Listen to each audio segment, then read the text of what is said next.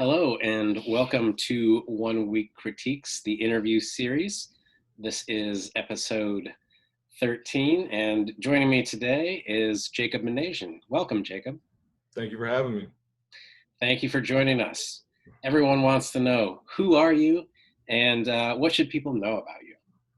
I am a poet, also a adjunct professor at Cincinnati State Technical and Community College, and I am originally from California, but now I live in Cincinnati, Ohio, and that is important because that contrast shows up a lot in my work. So, Definitely. All right, well, let's get to some of the work right away here so we can see what we're working on. Let me pull it up for our viewers.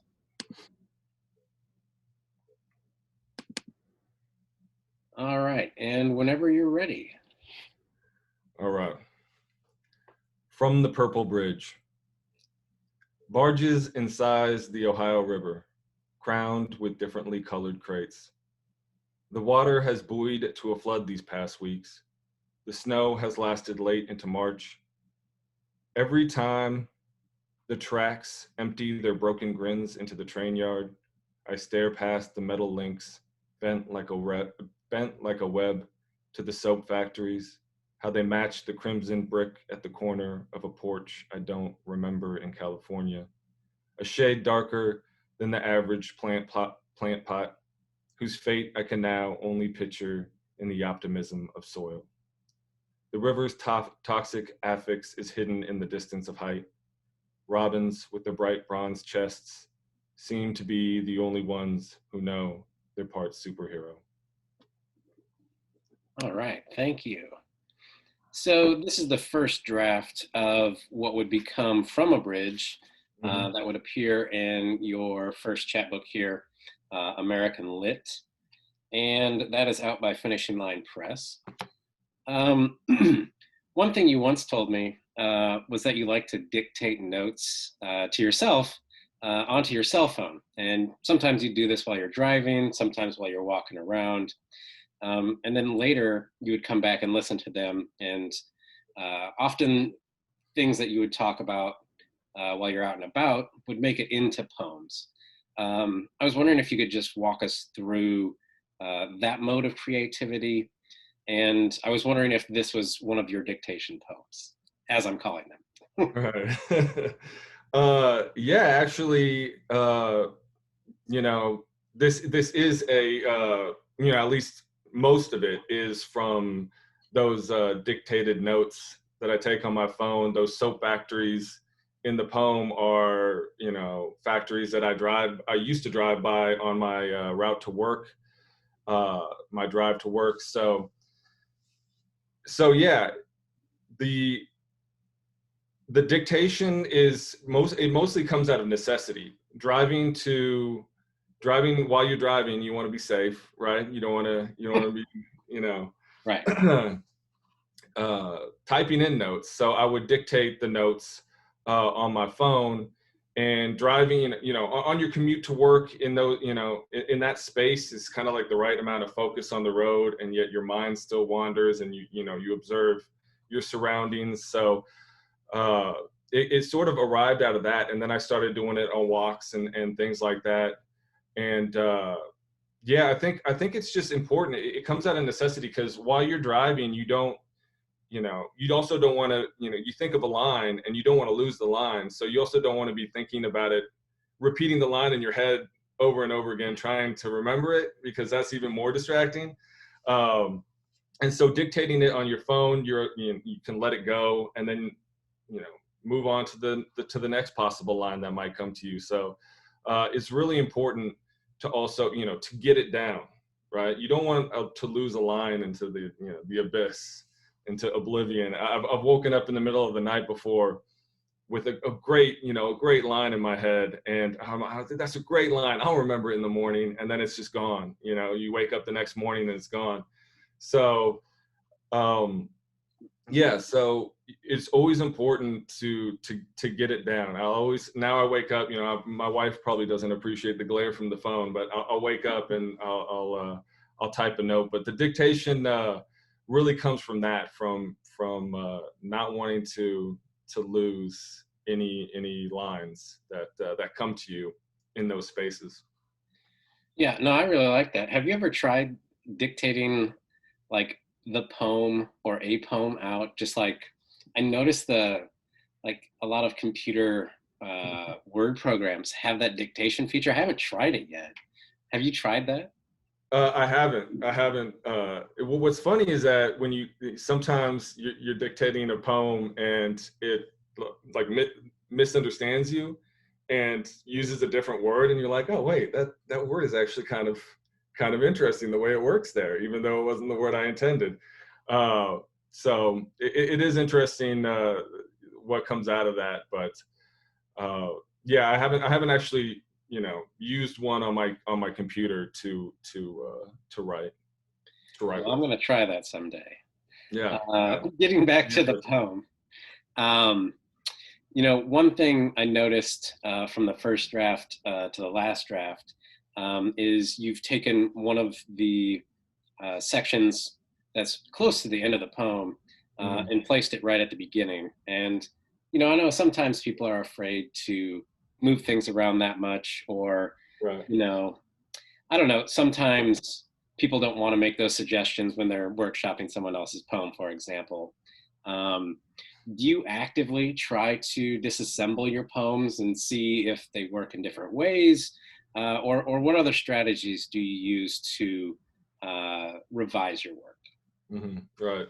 Uh, yeah, it's not something I do very often, rearranging, unless the poem calls out for it, or other strategies aren't working. But it's funny because it is intimidating, and it is a little anxiety, producing to start rearranging the lines. It's funny, even for me too, that people have a fear of that, because the poem is kind of this delicate thing, and even though you can always, with computers and everything, revert it right back to the way it was before, it's like this delicate thing in your mind, the potential of the poem that you don't want to damage. But I think I do it sometimes.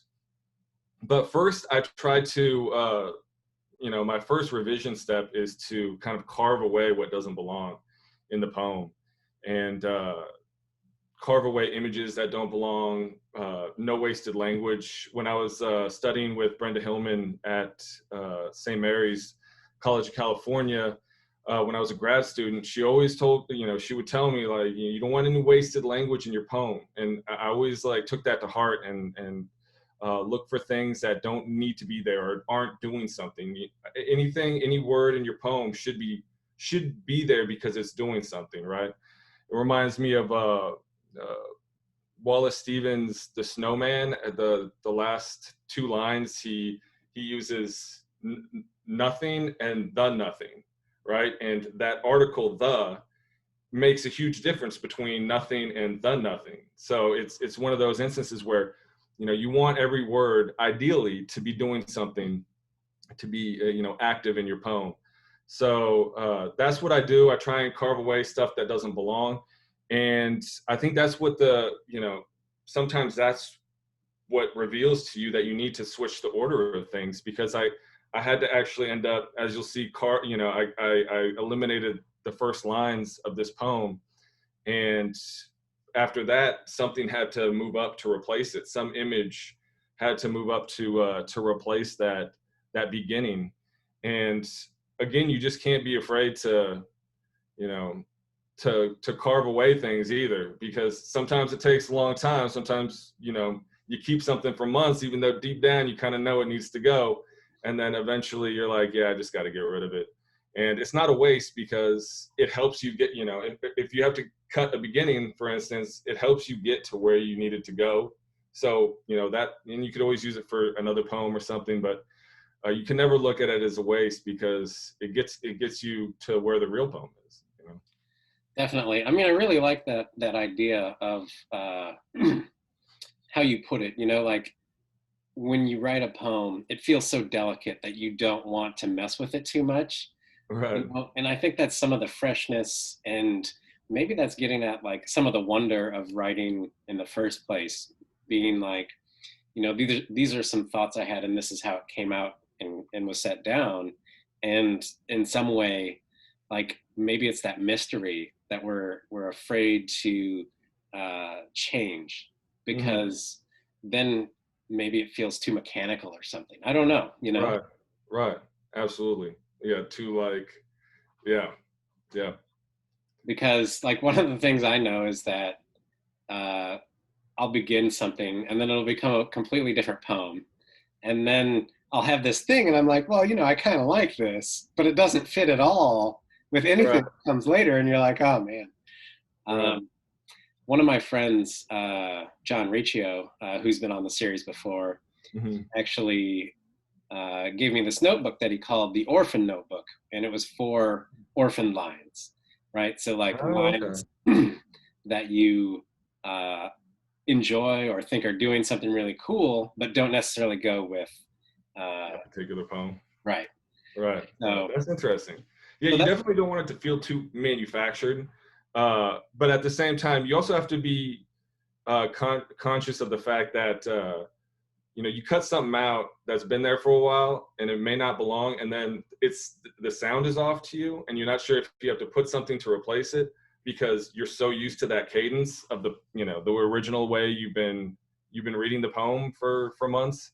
And then sometimes you just have to realize that it's because you're so, attuned to that way of reading the poem that you just have to become accustomed. You have to, become acclimated to, to the new version of it. yeah, I mean, that's another great way to think about it. Like you literally have to reorder the sound in your mind, Right. and the syllables, whatever, all of that changes the way you think about it at all. Absolutely. Absolutely. It's kind of it's like a musical composition in many ways. You don't you take out a note, you feel like you have to put a different note in there Totally. sometimes.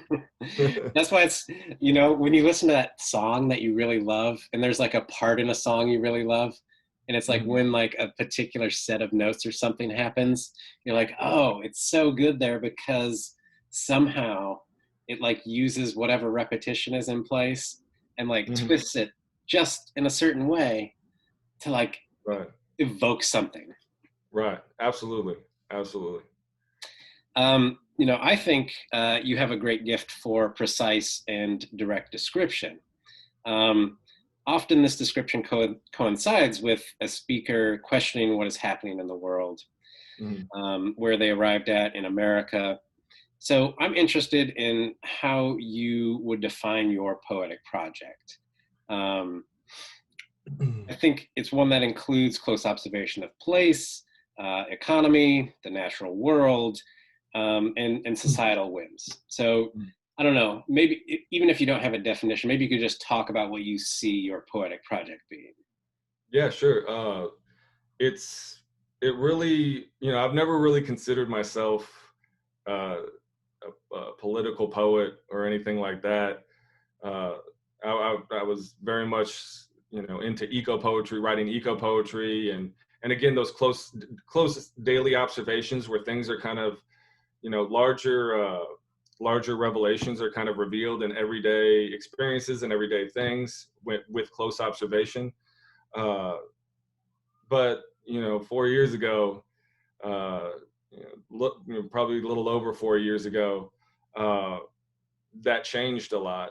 Uh, it's something that when you're, used to recording the things around you, especially these past 4 years, there's been no uh, time in my life where everyday life has been so greatly affected and so noticeably affected by politics. There's times in history where you can just say, oh, whoever's in office, it doesn't really affect my day to day, and that of course we all know is not true right now. Who is in office politics greatly affects our day to day life, and so it was sort of, you know undeniable that I had to turn my attention to this because it was overwhelming.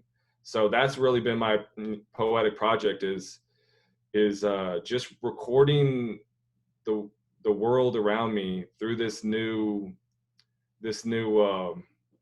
filter, political filter that affects our daily lives. And so it's basically the same thing, but uh, with the attention turned uh, toward what's going on in the world, in our society. And so that's kind of been my poetic project for the past 4 or 5 years. Yeah, I can definitely see that in your work. Maybe we can take a look at your final draft here, so we can get that up on the screen.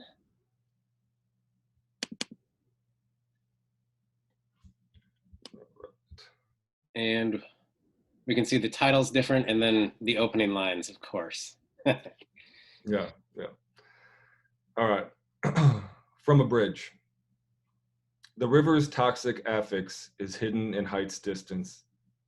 I stare past the metal fence, bent like a web, to the soap factories, how they match the crimson brick at the corner of a porch I don't remember in California. A shade darker than the quotidian plant pot, whose fate I can now only picture in the optimism of soil. The snow has lasted late into March. The tracks empty their broken grins into the train yard. Robins with their bright bronze chests seem to be the only ones who know they're part superhero. All right, excellent. So one of the things I notice is that your poems make excellent use of things like syntax, alliteration, assonance, and consonants. So when you look at just the first line of this poem, I think that's really evident. Um, and these stylistic choices create a malleable texture for me. And it's sort of like a deepening and widening of the subject that the lines are speaking of. How do you pair observation with composition? And in what ways do you focus on diction and sound as energy? Right, right. Well, yeah, I mean, I think sound, and, in the revision process, I read my poems aloud to myself. And yeah, sound has a lot to do with it. I think sound, uh, alliterate, all those things you mentioned, alliteration, assonance, all those things, they can propel someone through a poem. They can create a rhythm that kind of propels you through the poem. And that can create a tremendous amount of momentum. And sometimes, when I'm reading a poem that does that, it feels like your eyes are just falling through the lines because you've got so much momentum, and it drives you through the poem. So I'm very aware that when I'm writing, a lot of it comes through uh, naturally, but sometimes it comes too much. You don't want to be too much, and you also don't want to shoehorn like a word that doesn't fit just because it creates alliteration or something. You don't want to shoehorn something in there that's not the right word, because meaning, of course, in the observation, the meaning is the most important thing. But uh, yeah, so when you're yeah so you don't want to force something, but when you're writing, when you're listening to the sound of the poem, uh it can seem like a gimmick if you try to force it, right? It can seem kind of gimmicky if every and that's sort of like with the crowned with the differently colored crates in the first version of the poem. That kind of is pushing that line a little bit. So you have to be, sometimes something naturally will come to me and I'll be like, well, there's two different words that fit almost, the same, with the same way. And I will choose the one that doesn't have the alliteration, or to break up if there's too much of that, or that doesn't have the assonance, to break up that pattern. So it doesn't feel like you're trying to be too clever, like you're trying to be too cute with the sound of the poem. So you have to be aware of that. but yeah, it's there's a balance, but it's something that can, that can definitely uh, generate a lot of momentum in a poem, and uh, that is, it's like the music, it's like a composition, you know. Right. Yeah. I mean, like being in tune with that rhythm, and knowing when, too much is too much, and when something needs a little bit more. Right, right. Um, and I think that can be hard to do, especially with my next question. I mean, the first part of my next question is like, I really love the lines where the tracks empty their broken grins into the train yard. I think that's amazing as an image and a metaphor. And we also had the opportunity to work with Ricky Laurentis for a week when we were at Juniper Summer Writing Institute. Mhm. And one of their suggestions was to bring writing back to the body. And, that's the vessel from which the writing originates, right? Mhm. Mhm. And so this particular image, I think, is so good because it really does that. And, I'm wondering, how do you think about um, body in relation to your own work? I know we've talked a lot about rhythm and so forth and sound. Are there other ways that you think about the body? Um, yeah, yeah. So I think it's definitely, and first of all, that was a great workshop with Ricky Laurentis. Like, that was it was amazing.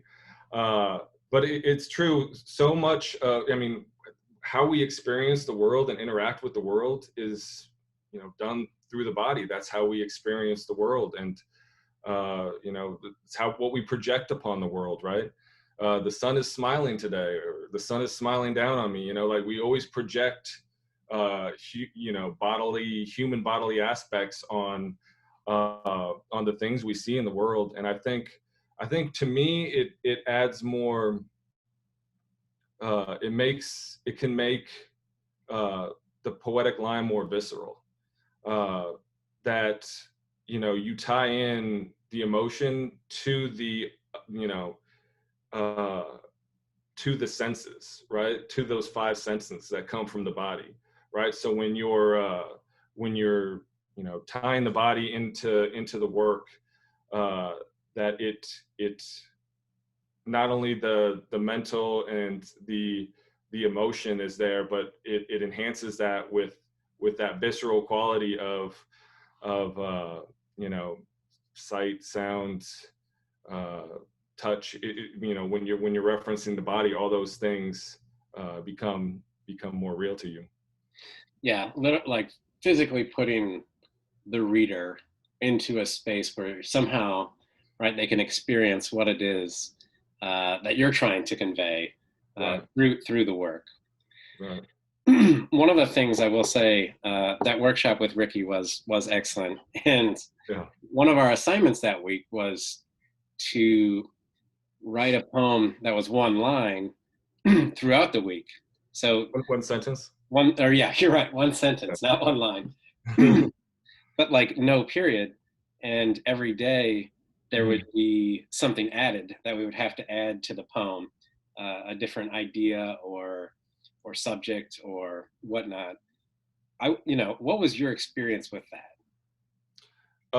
That was very interesting. And now I find myself sometimes writing very long sentences. Uh, it really taught me to how to build with syntax, build momentum, break momentum, kind of create like an ebb and flow and rhythm. Because if you're writing one very long sentence, it's got to be not just the content, but the way that it's paced, the way that you indicate with punctuation, with like I said, syntax, the way you indicate to the reader how it should be read, and it needs all those things: the sound, the rhythm, all those things to keep it interesting, uh, and keep the momentum there to carry someone through a sentence that long. So I think it was one of the best exercises that I've had in a workshop for sure. Oh, definitely. I mean, and I was thinking about when you're talking about syntax and how to use that in a really long sentence, Hmm. you know, it's almost like another, you try to use words as another form of punctuation because you Right. already have a lot of punctuation in the line. So you can't just rely on punctuation to get you through it. Exactly. So Absolutely. Yeah. I, I agree. I had a lot of fun doing that and learned a lot about like pushing yourself to really explore how to do some of those things with syntax and how to try to focus over an extended period of time on like a Right. certain idea or subject because Right. you know one of the one of the benefits we have with poetry is like we'll write a poem and okay, we're done, you know, and we'll come back, you know, in a couple weeks or a couple months or a couple years and it'll be there. But like this was a completely different thing uh, where we were forced to focus for an extended period on like thinking or meditating very directly. And I think that's what I really loved about that. Absolutely. Absolutely. So, as I mentioned, the title of your chapbook is American Lit, and the titular poem within it Mhm. talks about the speaker's wish to write a novel. The poem ultimately laments the lack of available fiction present in the world to draw on. How do you think about intersectionality in art, and what predictions do you have for where art is going? Yeah, I mean, that whole, that whole thing where there's not enough fiction in the world, that is kind of like that truth is stranger than fiction thing, that you can't really write about what you want to write about because this other thing is calling you, and uh you can't write, something that is more important than what's pressing, the pressing issues around you. It's uh yeah, it's like, I can't write anything that is better or more important than calling out what we see in this moment, uh what we're seeing in this society. And I think that's one thing that I've seen, in in work, other people's work lately, is, and that's what what the art is moving towards, I think, is this, you know recording, uh and close attention to these issues, to society, to everything that's going on in our country and the world. And I think that's, so amazing to see, and I hope I continue to see it, for as long as it's necessary, because it's so necessary right now in this moment in our time. Yeah, I mean, let me play devil's advocate for a moment here, just because I like thinking about this. And, you know, I have an answer in mind of sorts, but I also have no answer at all. And, Right. and so like my question would be, how is that different from the news? How is that different from being a reporter? And so like in my mind, I'm sitting here going, well, obviously the conventions of poetry and the tools that you use completely different. Hmm. And you know, obviously there's the media aspect of, you know, they're trying to uh, get viewers or readers or what have you, you know. But I don't know, like if you were to, I don't know how much you would think about that, but what are your thoughts on that? That's a good question. I think because, saying like the recording of the world around you, but it's through a different lens. I think it's through a compassionate lens.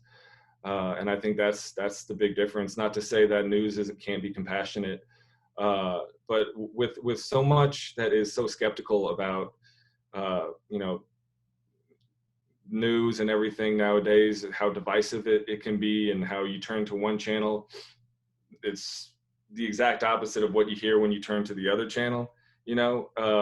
I think that also, to, you know, the way in which it's recorded uh, is, like I said, that with such compassion, it's beautiful, even when, you know, you're writing about such horrible things. And I think that you know, can instill hope, and you know, that something, you know, that there's going to be something that we're, you know, that's going to pull us through to the other side of it, you know, all this tragedy, you know. So uh, I think that's the difference to me, is, you know, that high uh, level of compassion that you find in the poetic, or, you know, artistic recording of this, you know, this moment. Yeah, no, I think that's great, you know, and it's like a different form of honesty where Right. you're willing to admit maybe you saw something wrong before, you acted wrong before, whereas a lot of the times in media it's just like a little one-liner at the bottom of the page that says we regret to inform our readers that we made an error, you know, and Right. then it's just gone, like, you know. Right. So it's a different Yeah, sort of, I agree, like a different sort of grappling uh, with what is happening. So, absolutely. Yeah. Yeah. all right. Well, thank you so much for joining us today, Jacob. Go out and take a look at his book, American Lit, on Finishing Line Press. We appreciate your time. Thank you. It was a pleasure to be here. Thanks, Matthew. All right.